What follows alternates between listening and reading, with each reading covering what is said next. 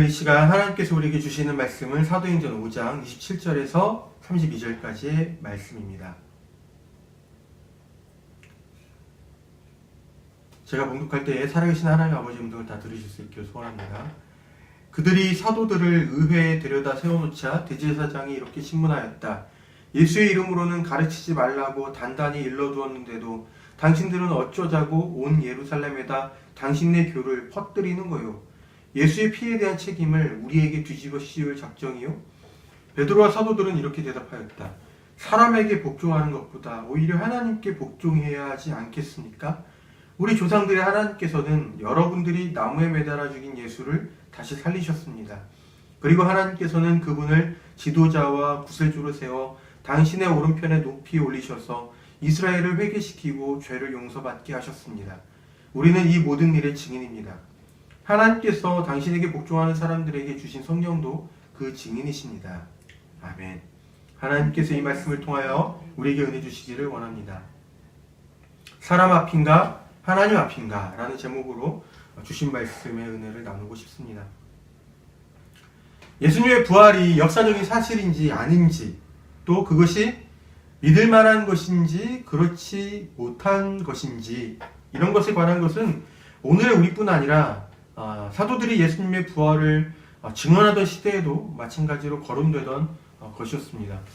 당장 예수님의 제자 가운데 한 사람이었던 도마가 그랬고요. 교회가 점차 세계로 퍼져나가던 그 시기에 예수님에 관한 이야기를 전해 들었던 사람들에게도 그랬던 것이고, 또 경험적이고 합리적인 추론에 따라서 사물을 이해하고 또 회의적인 태도를 가진 오늘의 시대의 사람들에게도 마찬가지로 그럴 것입니다. 그렇지만 우리는 또 다른 측면에서 합리적인 질문을 던져볼 수가 있어요. 만일 예수님의 부활이 거짓이라면 최초의 사도들은 어떻게 거짓을 참으로 받아들일 수 있었던 것일까? 그리고 거짓을 전파하기 위해서 자신의 생명을 거는 그와 같은 일이 과연 어떻게 가능한 것인가? 만일 이 질문들에 대해서 긍정적으로 우리가 대답할 수 있다면 인류 역사상 가장 성공한 사기꾼들은 거짓인 예수의 부활을 전파하고 수많은 성도들을 믿게 하고 또 그들로 하여금 수많은 순교의 피를 흘리게 하였던 최초의 사도들이라고 말해도 무방할 거예요. 그렇지만 그렇게 결론 내리기에는 이 질문들에 대해서 만일 내가 최초의 사도들 가운데 한 사람이었다면 나는 그렇게 못할 것 같다는 생각을 우리가 갖게 된다는 것이 바로 이 걸림돌이 됩니다. 거짓인 것을 뻔히 알면서 스스로 자신을 속여서 그것을 참으로 믿는 일도 어려운 것인데, 거기에다가 그 거짓을 전파하기 위해서 자신의 유일한 생명을 내건다는 일은 어찌 보면 불가능에 가까운 더더욱 어려운 일이기 때문에 그렇습니다. 우리는 끝까지 진실인 척 우기다가 아무래도 일이 글러먹었다라는 이 판단이 들 때에 결국에는 자신의 거짓말을 털어놓는 부정부패한 정치인들에 관한 사례들을 알고 있죠. 사람이 진실을 위해서는 죽을 각오를 할 수는 있어도 거짓을 위해서는 그렇게 하기가 참 어렵습니다. 이것이 바로 진실이 가진 힘인 것이죠. 이러한 것들을 우리가 종합해서 고려를 해보면 예수님의 부활은 예수님의 부활을 증언하는 일에 생명을 바친 사람들에 의해서 더욱 확실한 담보를 얻은 것이다 라고 볼 수가 있어요. 오늘 본문 말씀에도 예수님에 관한 복음을 전하는 일에 생명을 내걸었던 사도들의 이야기가 언급되고 있습니다.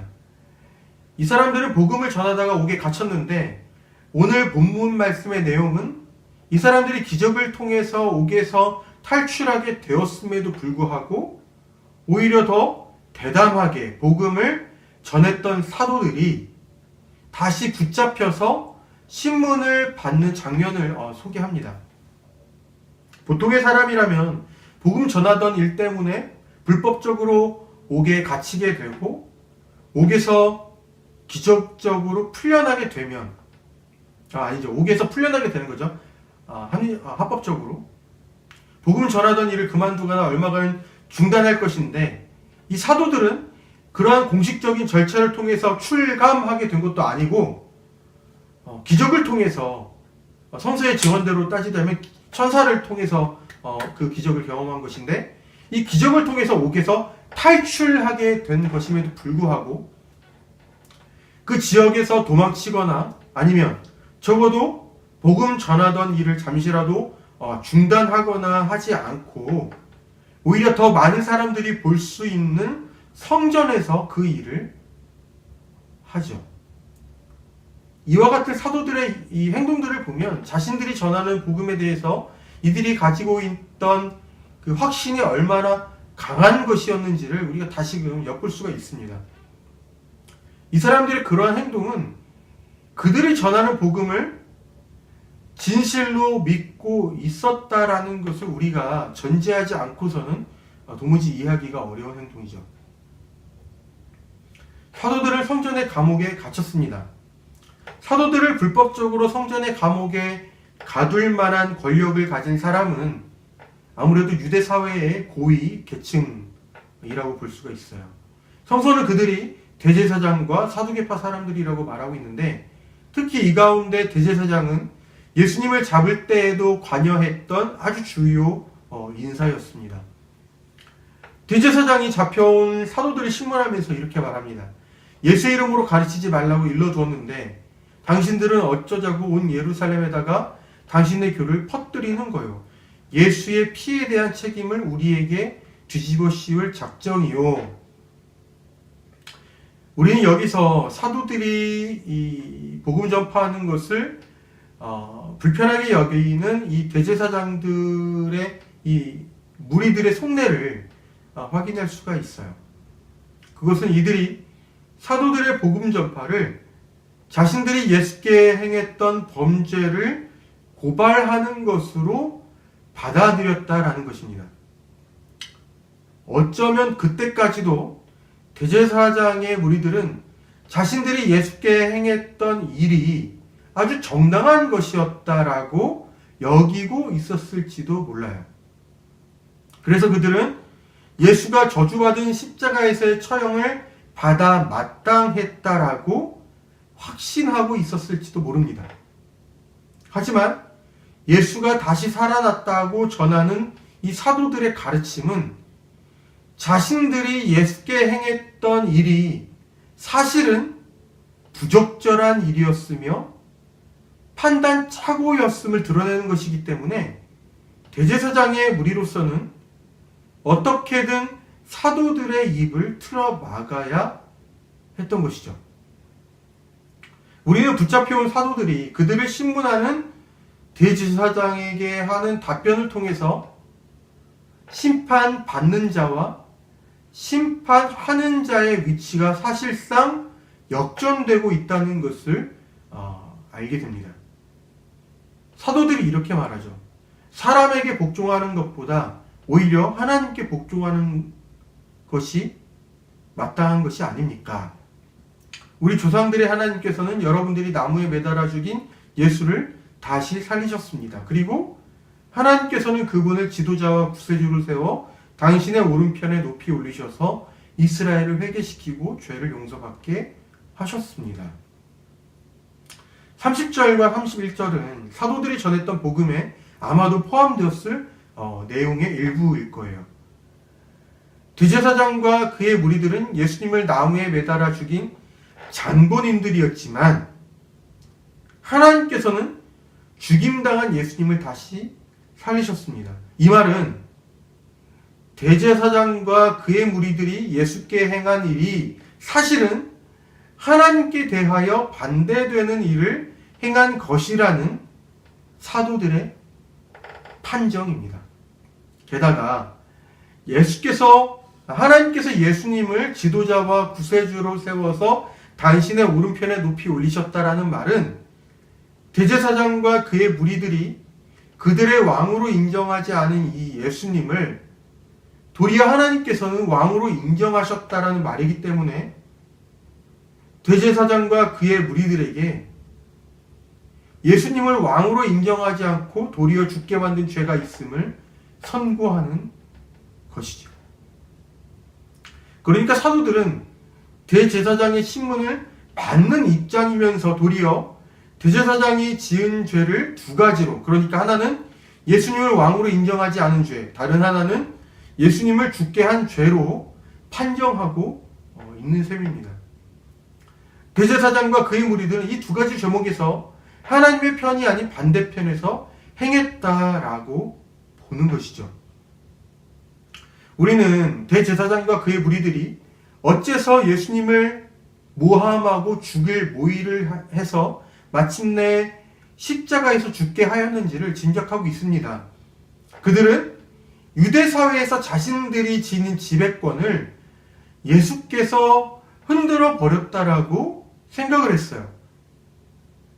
율법에 대한 해석과 그 권위는 오롯이 자신들의 것이었는데, 그리고 그 해석은 늘 옳은 것이어야 했는데, 예수님의 해석은 자신들이 가르쳐온 해석과 전혀 다른 것이었을 뿐만 아니라 사람들이 예수님의 해석과 그 가르침을 더욱 지지하고 따르는 그 흐름을 보면서 그 사람들은 율법 해석에 대한 자신들의 권위와 유대인들을 향한 지배권이 예수님 때문에 위협받고 흔들린다라고 여겼습니다.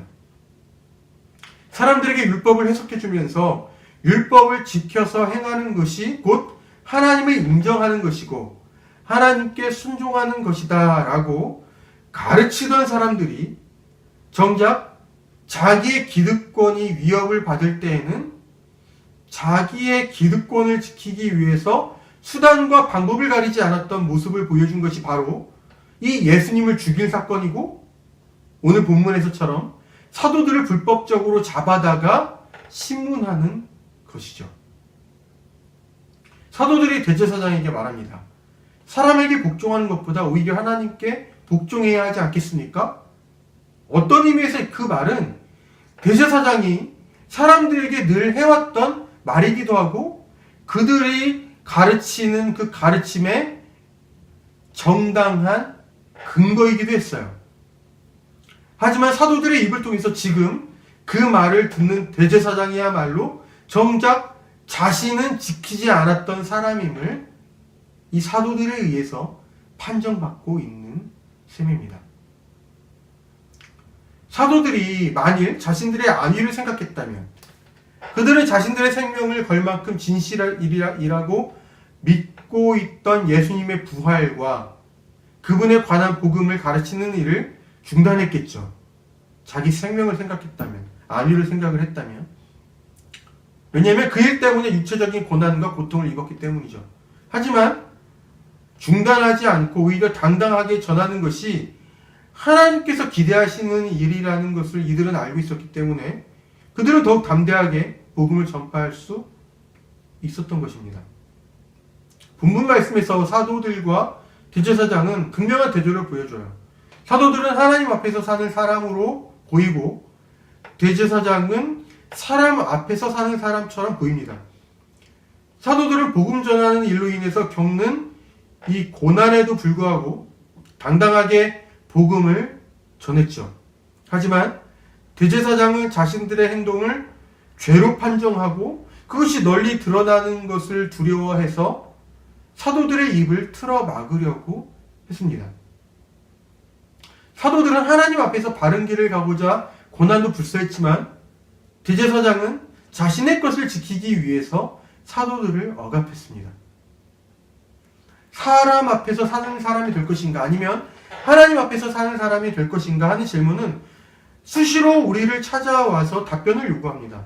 하나님 앞에서 바른 길을 가기 위해서 예상되는 고난이나 피해가 없겠다라고 생각이 될 때에는 기꺼이 그 길을 가는 사람이 되겠다라고 우리가 답변할 수는 있지만 만일 거기에 고난과 피해가 있겠다라고 예상이 될 때에는 주저하게 되는 것이 바로 우리들이죠.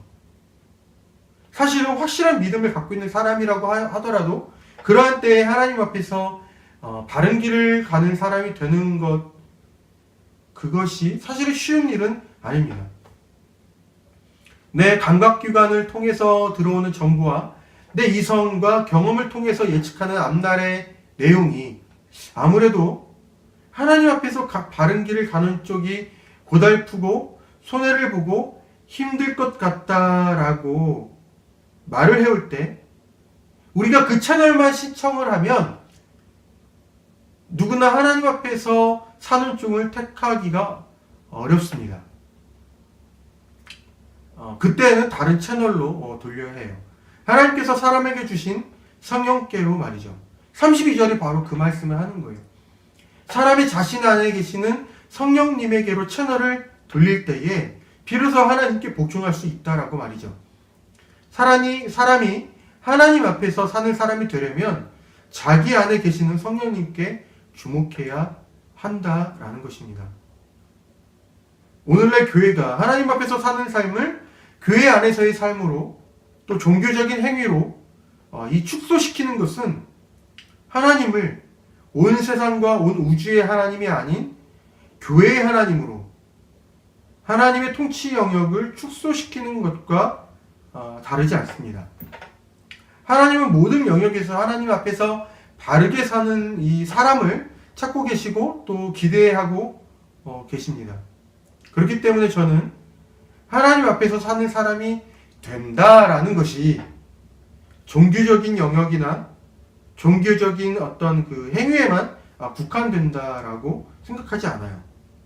하나님 앞에서 사는 사람은 이기적인 사람이 자신이 가진 힘으로 다른 사람의 것을 빼앗는 그러한 폭력을 행사할 때에 그것은 잘못된 것이다 라고 외칠 수 있는 사람입니다. 마치 자기의 기득권을 지키기 위해서 사도들의 입을 틀어막으려고 했던 이 대제사장처럼 강자의 부정과 폭력을 고발하고 정의를 외치는 사람들을 향해서 권력을 행사하는 사람에게 하나님 앞에서 사는 사람은 그 강자의 부정과 폭력을 고발하고 정의를 외치는 사람이라는 거죠. 2000년 전에 예수께서 전한 하나님 나라의 복음과 사도들이 전한 예수님에 관한 복음은 당시 사람들의 세계관을 새롭게 하는 것일 뿐만 아니라 새로운 삶의 방식으로서 살아가게 하는 것이었어요. 그것은 그 세상을 변혁시킬 만큼 아주 도전적인 것이었습니다. 부활에 관한 확신은 사도뿐 아니라 성도에게도 하나님 앞에서 살아가는 자신들의 삶을 포기하지 않고 꿋꿋하게 살아내게 하는 원동력이었습니다. 그와 같은 성도 개개인의 일상이 모이고 모여서 하나님이 존재하지 않는 현실에 하나님이 존재하는 그 현실로 변화되었던 것이죠. 그리고 오늘 우리의 세상에는 불의와 부정, 차별과 폭력적인 사건들, 그러한 상황들이 여전히 존재합니다. 그것들은 마치 하나님이 계시지 않는 현실처럼 보이는 사건이나 상황처럼 보여요. 그것들은 마치 하나님이 계시지 않는 현실처럼 보이죠. 본문 말씀이 우리에게 질문하는 것 같습니다. 자기의 기득권을 지키기 위해서 수단과 방법을 가리지 않았던 대제사장처럼 사람 앞에서 사는 사람이 될 것인지, 아니면 그들의 박해에도 굴하지 않았던 사도들처럼 하나님 앞에서 사는 사람이 될 것인지를 말입니다. 부디 저와 여러분이 사도들처럼 하나님 앞에서 살아가는 사람이 되었으면 좋겠어요.